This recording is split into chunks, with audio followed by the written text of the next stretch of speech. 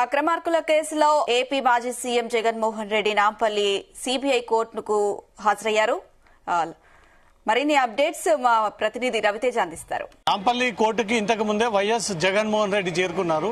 Schedule ప్రకారంగా 11 గంటలకు Begumpet airport నుంచి సిబిఐ కోర్టుకి చేరుకోవాల్సి ఉంది. కొంత ఆలస్యమైనప్పటికీ వైఎస్ జగన్మోహన్ రెడ్డి తన సెక్యూరిటీ సిబ్బంది కొంతమంది అభిమానులు కోర్టు సమీపంగా హంగామా చేశారు. మొత్తం నాంపల్లి కోర్టు పరిశీలిస్తే పూర్తిగా పోలీసులు టైట్ సెక్యూరిటీని ఏర్పాటు చేయడం జరిగింది. సెంట్రల్ ఫోర్స్ ని కూడా ఉపయోగించుకొని లోకల్ పోలీసులు, ట్రాఫిక్ డైవర్షన్స్ ని అమల్లోకి తీసుకొచ్చి ఏ ఒక్క వాహనాలు ఇటువైపుగా రాకుండా పూర్తిగా వాహనాలన్నీ ఎక్కడికక్కడ నిలిపివేసి వైఎస్ జగన్మోహన్ రెడ్డి విచారణ చేసేంత వరకు కూడా ఎవరు కూడా ఇటువైపుగా వాహనాలు రాకూడదు అంటూ కూడా హైదరాబాద్ ట్రాఫిక్ పోలీసులు ఈ ఆంక్షలు విధించడం జరిగింది. ప్రస్తుతం నాంపల్లి కోర్టు వద్ద పరిస్థితి చూస్తా ఉన్నాము. వైఎస్ జగన్మోహన్ రెడ్డి ఇంతకుముందే సిబిఐ కోర్టుకి హాజరయ్యారు. సిబిఐ కోర్టు లోపలికి వెళ్లారు. మరి కాసేపట్లో మెజిస్ట్రేట్ ముందు తను హాజరైన తర్వాత ఇన్ని రోజుల పాటు తన వ్యక్తిగత మినహాయింపు కావాలి, నేను ఫిజికల్గా నేరుగా ప్రత్యక్షంగా హాజరవ్వడం సాధ్యం కాదు అంటూ కూడా 2020 నుంచి 2025 వరకు కూడా జగన్ ప్రతిసారి గైరాజరైనటువంటి పరిస్థితి. కానీ యూరప్ ట్రిప్ ముగిసిన తర్వాత వైఎస్ జగన్మోహన్ రెడ్డి తప్పనిసరిగా కోర్టు ముందు ప్రత్యక్షంగా హాజరవ్వాల్సిందే అంటూ మాత్రం క్లియర్గా సిబిఐ ఆదేశాలు జారీ చేయడంతో సిబిఐ కోర్టు ఆదేశాల ప్రకారంగా ఒక రోజు ముందుగానే వైఎస్ జగన్మోహన్ రెడ్డి నాంపల్లి కోర్టుకి చేరుకొని ఈరోజు వ్యక్తిగతంగా హాజరయ్యారు. 2013లో నమోదైనటువంటి అక్రమాస్తుల కేసులు, ఆ తర్వాత వరుసగా అతని పైన నమోదైనటువంటి అభియోగాల దృష్టిలో పెట్టుకుని వైఎస్ జగన్మోహన్ రెడ్డి 6 ఏళ్ల తర్వాత ఈరోజు సిబిఐ ముందు విచారణకు హాజరయ్యారు. ఈరోజు విచారణకు హాజరైన తర్వాత కోర్టు తన హాజరు సంబంధించినటువంటి అంశం పైన ఎలాంటి వ్యాఖ్యలు చేయబోతా ఉంది అనేది మాత్రమే ఇప్పుడు ఇంట్రెస్టింగ్ గా మారింది. ఎందుకంటే ఎప్పుడు వైఎస్ జగన్మోహన్ రెడ్డిని వ్యక్తిగతంగా హాజరవ్వాలి అని కోర్టు ఆదేశించినప్పుడు తను మాజీ ముఖ్యమంత్రినని, ఒక పార్టీ అధ్యక్షుడినని, వివిధ పర్యటనలో విదేశాలకు వెళ్లాల్సి ఉంటుందంటూ కూడా రకరకాలుగా కారణాలు, సాకులు చూపుతూ వైఎస్ జగన్మోహన్ రెడ్డి ఇప్పటి వరకు సిబిఐ కోర్టుని హాజరు కాలేకపోయాడు. కానీ కోర్టు సీరియస్ అయ్యి కోర్టు తప్పనిసరిగా వైఎస్ జగన్మోహన్ రెడ్డి ఈ నెల 21 లోపు సిబిఐ కోర్టు ముందు హాజరు అవ్వాల్సిందే అంటూ కూడా కళాఖండిగా కోర్టు తేల్చడంతో ఒక రోజు ముందుగానే తను న్యాయవాదుల ద్వారా కోర్టుకి తెలియజేస్తూ 20వ తేదీన నేను తప్పనిసరిగా నాంపల్లి కోర్టుకి హాజరవుతా ఉన్నాడు. అంతకు ముందు కూడా తను ఈసారి మినహాయించాలి, ఈసారి కోర్టు ముందుకు రాలేను, ఈసారి తనను మినహాయించి నెక్స్ట్ డేట్ కేటాయించండి అని కోరడంతో కోర్టు దానికి అభ్యంతరం వ్యక్తం చేసి ఎట్టి పరిస్థితుల్లో ఈసారి జగన్ గైరాజరయ్యకుండా ఉంటే మాత్రం సీరియస్గా పరిణామాలు ఉంటాయి, ఈసారి వైఎస్ జగన్మోహన్ రెడ్డి ఎట్టి పరిస్థితుల్లో కోర్టుకు హాజరు అవ్వాల్సిందే అంటూ కూడా కోర్టు ఈ విషయాన్ని తెలియజేయడంతో చేసేదేం లేక వైఎస్ జగన్మోహన్ రెడ్డి ఇంతకు ముందే తన గన్నవరం ఎయిర్పోర్ట్ నుంచి బేగంపేట ఎయిర్పోర్ట్కి చేరుకొని అక్కడ కొంత పబ్లిక్ హంగామా కనిపించింది, హడావిడి కనిపించింది. అభిమానులు అంతా ఒక్కసారిగా జగన్మోహన్ రెడ్డి హైదరాబాద్ రాబోతా ఉన్నాడు, సిబిఐ కోర్టుకి హాజరు కాబోతా ఉన్నాడని సమాచారం తెలుసుకొని భారీగా వైఎస్ఆర్సీపీ అభిమానులంతా కూడా ఎయిర్పోర్ట్కి చేరుకున్నటువంటి వెంటనే జగన్ నినాదాలతో కొద్దిసేపు బేగంపేట ఎయిర్పోర్ట్ అంతా కూడా నిండిపోయింది. కొద్దిసేపు నినాదాలతో హంగామా క్రియేట్ అయింది.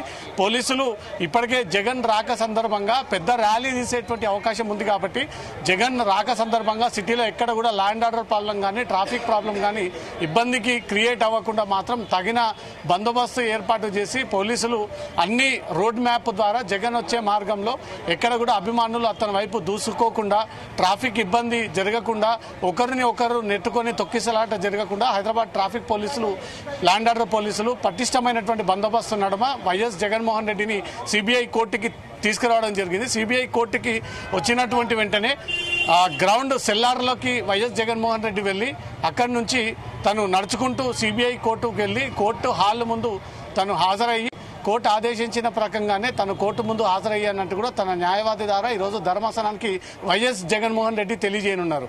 ఇప్పుడే 2 నిమిషాల క్రితం వైఎస్ జగన్మోహన్ రెడ్డి సిబిఐ కోర్టుకి హాజరయ్యారు. తన వ్యక్తిగత సిబ్బంది, తనకు ప్రభుత్వం కేటాయించినటువంటి సెంట్రల్ ఫోర్స్ సిబ్బంది, తనకు కేటాయించినటువంటి గన్మెన్లు, ప్రైవేట్ సెక్యూరిటీ అందరు కూడా మొత్తం 3 వాహనాల్లో సిబిఐ కోర్టు సమీపానికి చేరుకున్నారు. కానీ ఒక వాహనాన్ని మాత్రమే లోపలికి అనుమతించారు.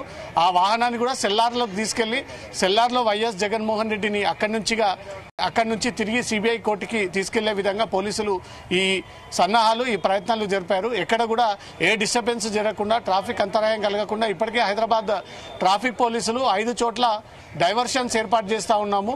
ఈ కోర్టు సమీపానికి రాబోతున్నటువంటి రహదారులన్నిటి కూడా ఆల్టర్నేట్గా చూసుకొని పబ్లిక్ కోర్టుకు వచ్చేటువంటి ఈ నిందితుల తరపున న్యాయవాదులు నిందితులు పేషీకి హాజరవుతున్నటువంటి వ్యక్తులందరూ కూడా ఆల్టర్నేట్ రూట్ ద్వారా కోర్టుకు చేరుకోవాలి. ఈ గంటన్నర సేపు 11 నుంచి 12:30 వరకు మాత్రమే తన కోర్టు హాల్లో ఉంటానంటూ కూడా వైఎస్ జగన్మోహన్ రెడ్డి ఇప్పటికే ఒక షెడ్యూల్ని కూడా రిలీజ్ చేయడం జరిగింది. తనే కోర్టుకి టైం ఇచ్చాడు అనే ఒక రీతిలో ఇది కొంచెం నెగిటివ్ ట్రోలింగ్గా సాగుతూ ఉంది. కోర్టుని ఎవరైనా గౌరవించాల్సిందే. ఎంత పెద్ద హోదాలో ఉన్నా, అది ముఖ్యమంత్రి అయినా, మాజీ ముఖ్యమంత్రి అయినా, పార్టీ అధ్యక్షుడైనా, అధికార పార్టీలో ఉన్నటువంటి ఎమ్మెల్యేలైనా, ఎంపీలైనా కోర్టు ఉండాల్సిందంటే ఖచ్చితంగా కోర్టుకు హాజరవ్వాలి. అది కోర్టుకి ఇవ్వాల్సినటువంటి గౌరవం.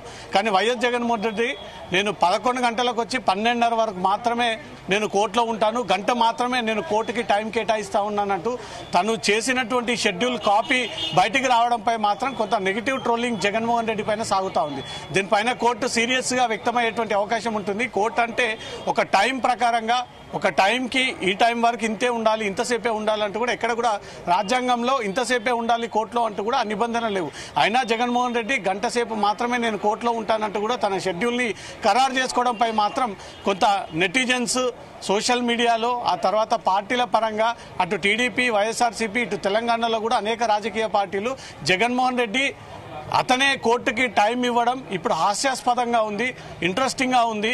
ఒక గౌరవమైనటువంటి హోదాలో ఉండి కోర్టుని గౌరవించాల్సింది పోయి గంట సేపు మాత్రమే నేను కోర్టులో ఉంటాను అంటే ఏ రకంగా తను ఈ విషయాలన్నీ కూడా బహిరంగంగా చెప్పగలుగుతా ఉన్నాడు అంటూ మాత్రం కొంత దీనిపైన నెగిటివ్ ట్రోలింగ్ అయితే సాగుతా ఉంది.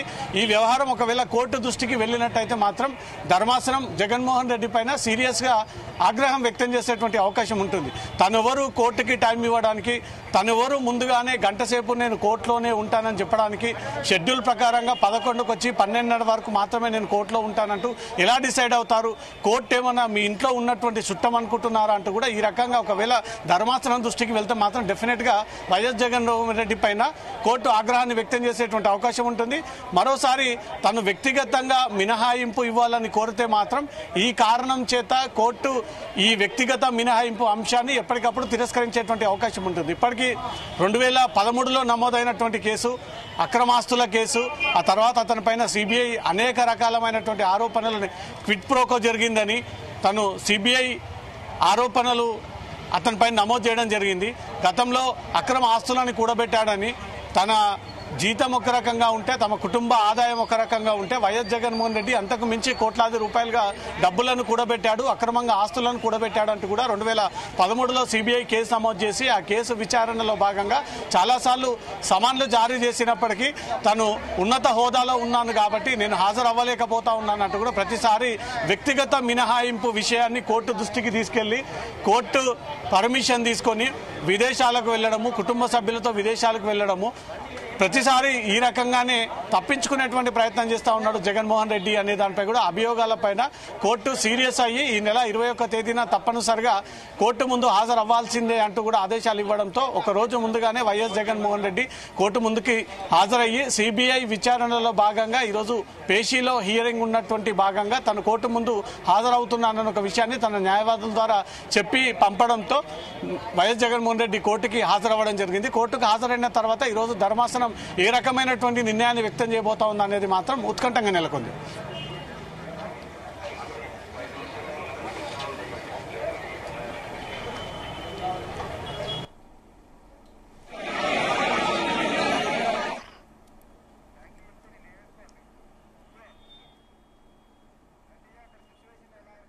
ఎస్ రవితేజ, ప్రస్తుతం అక్కడ సిచ్యువేషన్ ఎలా ఉంది? పూర్తిగా నాంపల్లి కోర్టు 4 వైపుల నుంచి పోలీసులు ఈ ఏరియానంతా కూడా తన ఆధీనంలోకి తీసుకున్నారు.